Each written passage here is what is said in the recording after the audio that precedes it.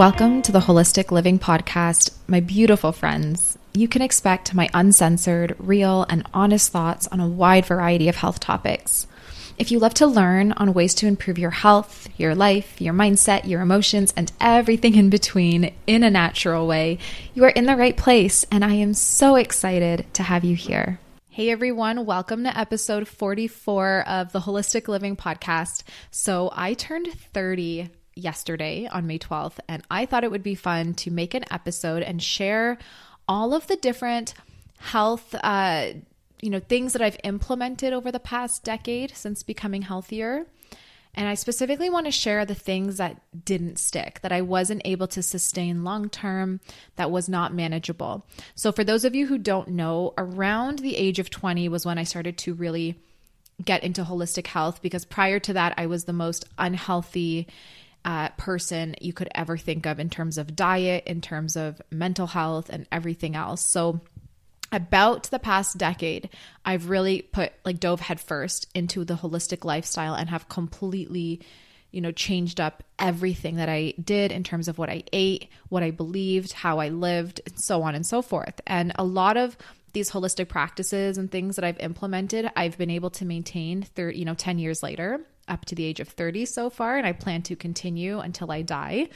But there were some things that I did try and I tried to implement that I thought, this isn't something I can personally maintain lifelong or forever, at least for me. And that's what I want to share with you today. So when I started my health journey, I was young. I was 20 years old. There was a lot of things I think would have been different if I started my journey when I was in my 40s or 50s. But being a 20-year-old, some of the things that I, again, were implementing, and initially at the time I thought I would implement forever, were not sustainable. So the first thing was sugar. I cut out sugar. I had to cut out sugar for a very long period of time, like a couple years where I didn't touch even a crumb of it. I didn't even have starchy carbs.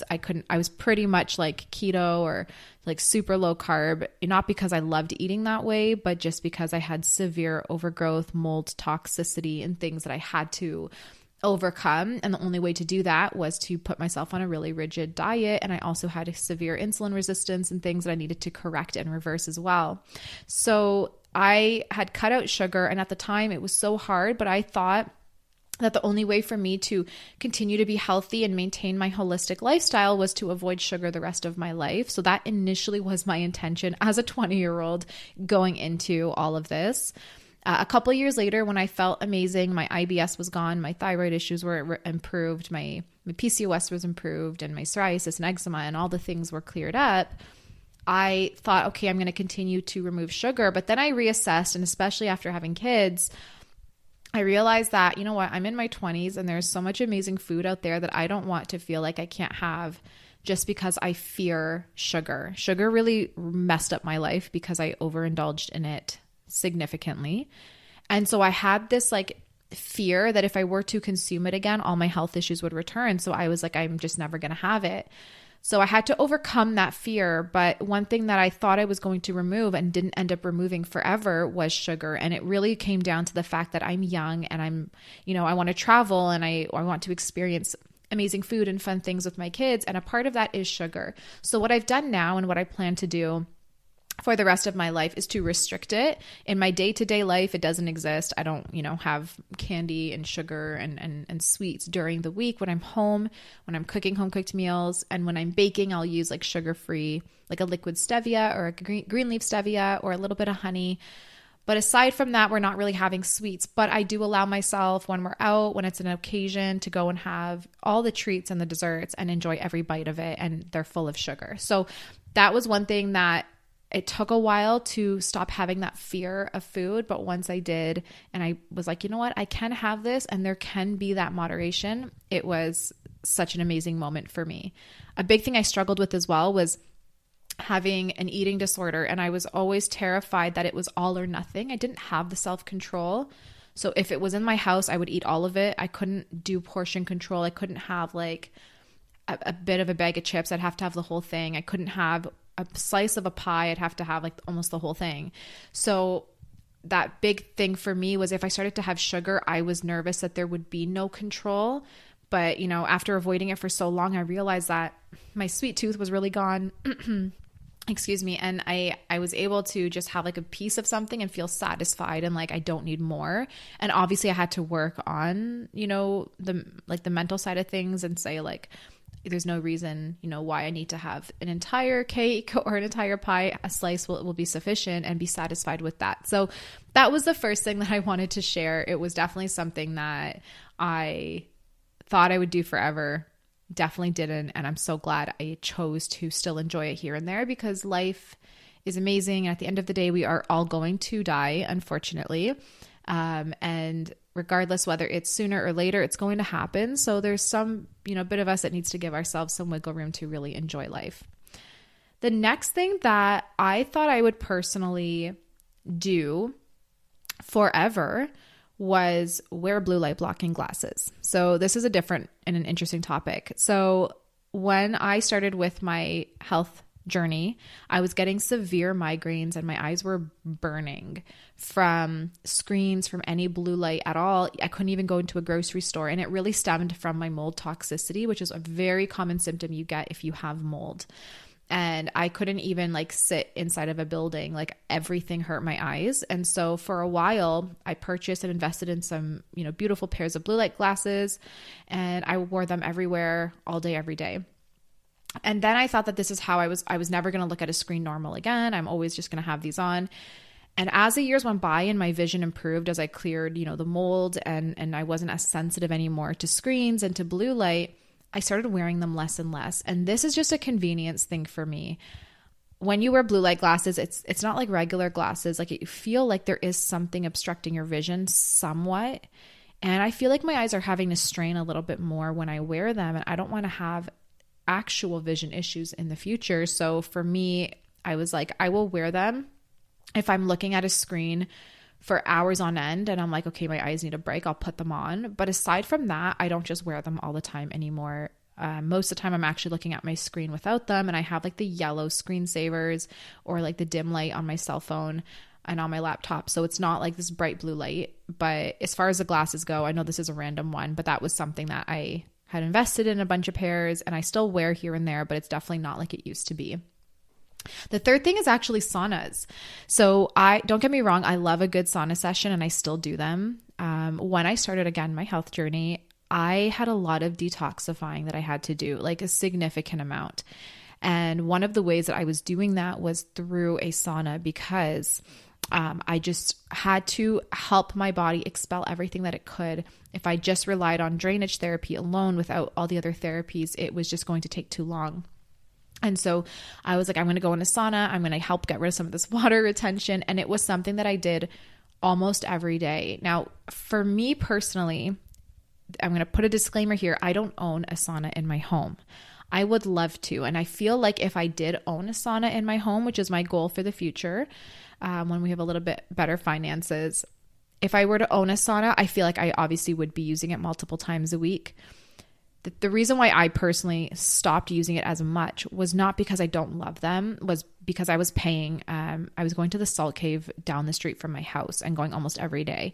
They have a beautiful near and far infrared sauna, and that's the one that I was using, but it was at the time about $20 a session. So it was costing a ton of money. And like I said, I did it for my health, and it probably would have been cheaper if I had taken that money and just bought one myself at the time. But I didn't know any better. I was young. Anyway, after a good, almost a year of doing this, it got to the point where I was like, I just can't spend the money. And I hated having to drive there to sit in a sauna for half hour and then come all the way back. So that was something that I decided, okay, I'm not just going to do anymore. I didn't actually do or use a sauna for a couple of years after that, until I got a gym membership, like a physical gym membership a couple of years ago, which has a sauna there. And so when I'm there, I will use the sauna, which is like maybe once a week, sometimes less than that. So it was something that I think is like a circumstantial thing. If you have one, or if you have access to one, use it. It's amazing. And, I would just sit in there and deep breathe and get like all of that out of the way. My deep breathing and my meditation, my mindfulness sessions that I do for myself. Like I would do all of it while I'm in the sauna. So it's just getting off my plate. But yeah, if you don't have one, you don't have access to one, it's something that for me, I was like, I'm just not going to pay for, or maybe like pay for it once a month and get like a good 40-minute session in. But that was something that I think was not as important to me, when it came to finances. And if I had to remove something from my finances, that was one of the things I was doing. The third thing, or fourth thing now, I lost track already, was red light therapy. So this is, again, a circumstantial thing. I am obsessed with the benefits of red light therapy, and I fully believe in them. And again, this is something that when finances are potentially better in the future, I would love to own my own full body red light that I can apply, when I'm going to bed for like an hour or something like that. But if you don't own one, again, it gets very expensive to go to a clinic and get the red light therapy, which is what I was doing for my psoriasis and my eczema and the scarring that I had from it as well. And I also was doing the red light therapy to help stimulate detoxification too. So this was, again, a very costly thing for me that I thought initially I'm going to do forever. And then as time went on, I was like, okay, damn, this is getting to be too expensive. I can't afford this anymore. And so I stopped doing it. And I haven't done red light therapy in a good 5 years, maybe. When I was going to the salt cave and doing the infrared saunas, I was getting the red light therapy as part of the sauna. But after I stopped, that's when I stopped doing the red light. So I would say I won't be doing red light therapy until maybe one day down the road I can go ahead and buy it, or, go for a random session here or there at the clinic. Okay, so another one that I think might shock a lot of people is actually bone broth. When I started my health journey, my IBS was as bad as as you could ever imagine. Like, I was almost hospitalized multiple times from the severity of it, the sheer dehydration I would have, the fainting, the loss of nutrition, the severe pain. So there were foods and supplements and superfoods that I invested in and would do 100,000 times over, back at that time. This was like when I was about 20 years old, I started my health journey and I started using bone broth until I was about maybe 23, where my flares really stopped. So I don't know, somewhere in there maybe is when I was using it. And again, at the time, it's more expensive now, but at the time I was paying because when I was doing this 10 years ago, we didn't have a bone broth company in Canada that was grass-fed. So I was buying it from the US and paying the exchange rate and the import fees. And so it was costing me like about $70 to $80 for a tub of bone broth, which would last me about 2 weeks when I used it sparingly. And the results I got were incredible because prior to that, I did nothing to ever heal and support my gut. So suddenly giving my gut all of the incredible nutrients like glycine and glutamine and all these collagen and all these things that are in the bone broth just gave me that rapid healing, which was incredible. And like I said, I would pay that money over and over again, but I calculated it at the time. And on bone broth alone, I spent over like $2,500 within the span of not even a year and a half. So it was expensive. And I know a lot of people are like, okay, why don't you just make it on your own? So here's my thoughts on that. And I'm going to come back to consuming bone broth because I still have it today, but it's in a different way. So at the time when I was going through my health journey, I didn't realize, first of all, you could make it on your own. Because keep in mind, I knew nothing about holistic health at the time. I went from being the unhealthiest person that hated anything organic and natural to suddenly Googling and realizing, wait, maybe I can reverse my IBS and things. And so I started just buying supplements that people were promoting online, mainly Dr. Axe.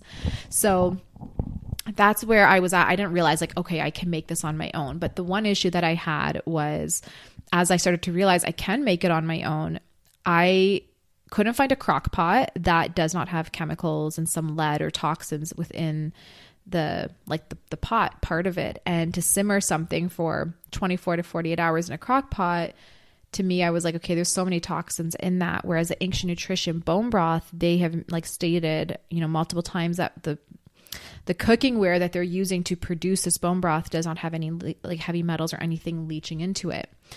So, I was like, okay, then you could use a stainless steel pot, but then running a gas stove for that long, 12 to 14, ideally you want to do 24 hours for the best bone broth possible, was not cost effective either. And the whole house would be steamy, and then they'd be promoting mold growth in the home. So there were certain things where I was like, I'll make it here and there, but it's not I ideal. It's not easy for me to do as much.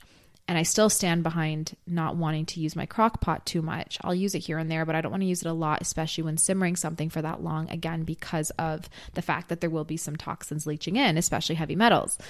So that's where it made sense to buy the bone broth because, I was like, this is something that I can't really create on my own.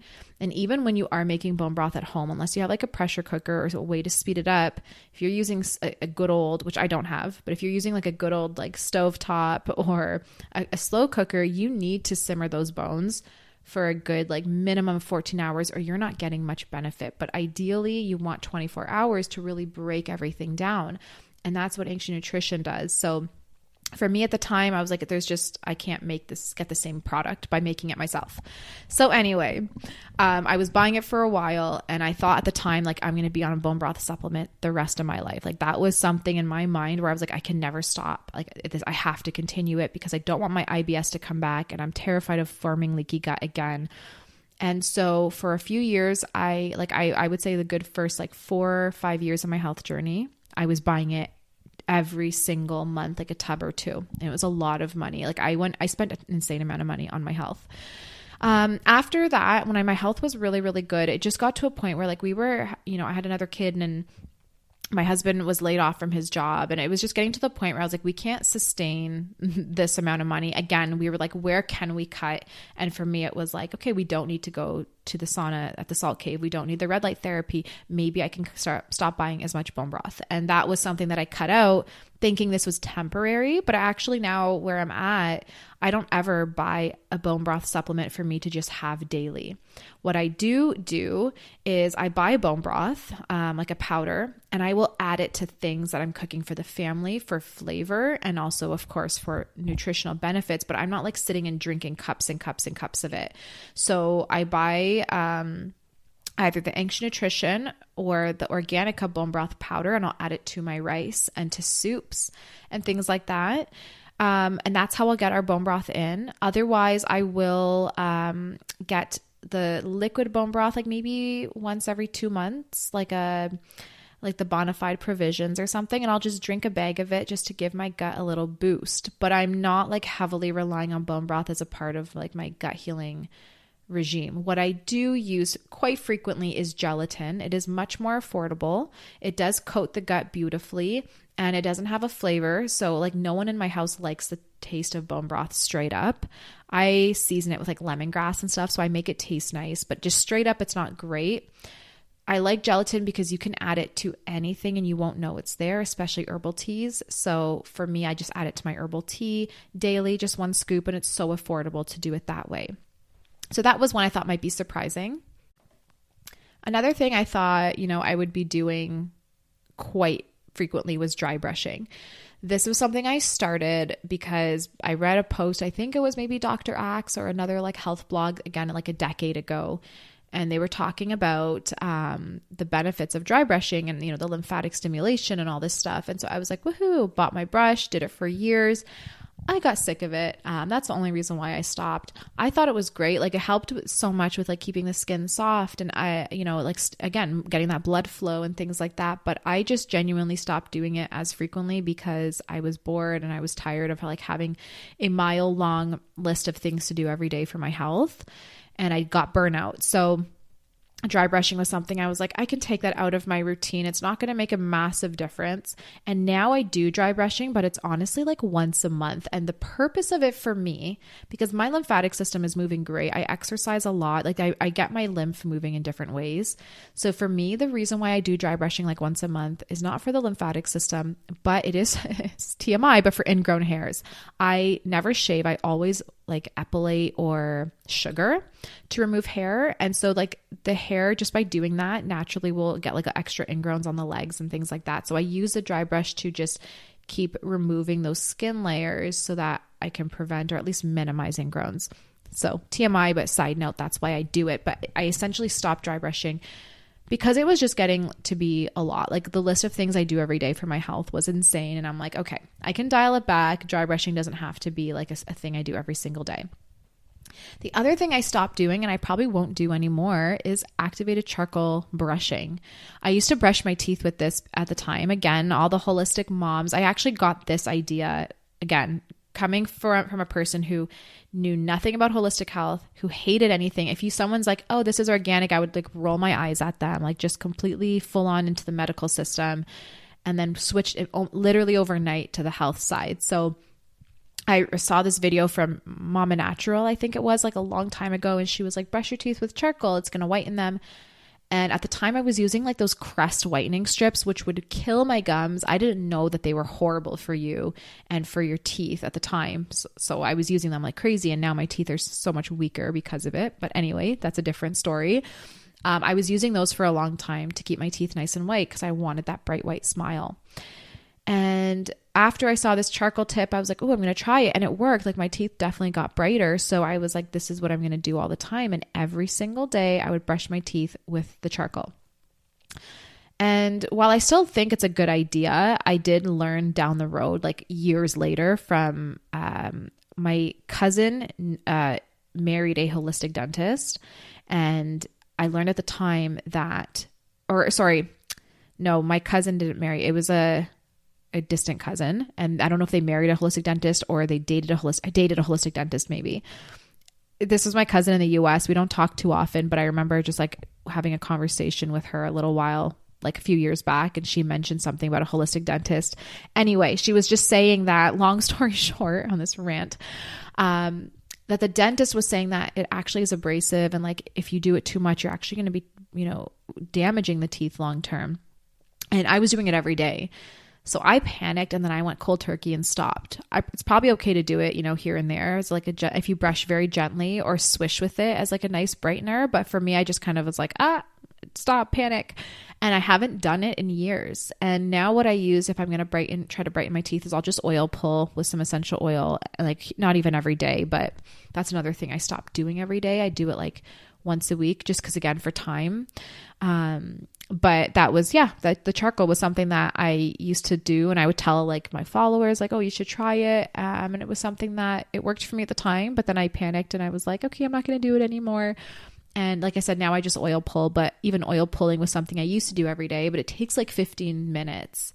And my routine was just too long. And I was like, I need to shave this down. I have too many kids. I have a business and, everything else. So I cut oil pulling back and now I do it like once a week before I go to bed at night. So those were some things that I've cut out over the years. And there is a lot more than that. I just don't want to make this podcast forever. So if you really liked it, let me know and I can do a part 2. Where I'm at right now is just more of my whole routine has to be sustainable because I have 4 kids. I have a full-time business that has really grown and exploded and is like, I'm a solo. I'm a one-man show when I really should have at least 3-4 staff members helping me with the different areas of the business. My husband has his own business. We live out in the country, so we have a ton of property upkeep. I've got organic food and things to make and a house to keep clean and all the other commitments. So for me, and I homeschool. So for me, I'm like, I really need to shave the time off. So anything I'm doing in my routine, it just has to be simple and minimal. And it needs to be something that is sustainable and cost effective. So if it's costing too much, it's unfortunately not going to be able to stick around for a while, for too long because, we don't have a huge income. So we're just kind of, living within our means. And that means cutting some things out that aren't as important as some other things. So I have my non-negotiables, like certain, organic food, high quality meat. I have, non-negotiables with like better and clean toothpaste and different things. But then there's areas where I'm like, I don't need to waste time dry brushing. I don't need to spend money on bone broth as much as I was before or drink as much as I was before. My gut's happy and healthy now. And that's what, I got it to that point. Now the gelatin can maintain. So just doing things like that. And I've definitely changed a lot over the years. I went from doing nothing to everything because I was just like, I felt like I was so behind and I had to do it all. And then after I was like, okay, we got to really funnel this down a little bit and get something that's a little bit more sustainable long term. And I feel like I found that balance and that I'm there. I sometimes I feel like I'm not doing enough and I want to like get back to some of the old things I used to do because they made me feel so good. But it's baby steps because it's been so hard with 4 kids trying to have enough time and money to do the things that I would love to do for my health. I'll get back there. But for now, I'm very happy with where we're at and where we're maintaining. And I just need to get a little bit better at carving out some time enough for me to like de-stress and focus on like that side of my health, because my stress has been through the roof and that's been tanking my health the most. So I hope that you enjoyed this and found it interesting. And like I said, if you want part 2, let me know. You can message me on Instagram. You can message on my YouTube channel. I have a Facebook page. I have email. I've got all the ways to get a hold of me. So if you like this episode, definitely let me know and I can do a part 2. All right, guys, have a wonderful night and I'll talk to you in the next episode. Bye.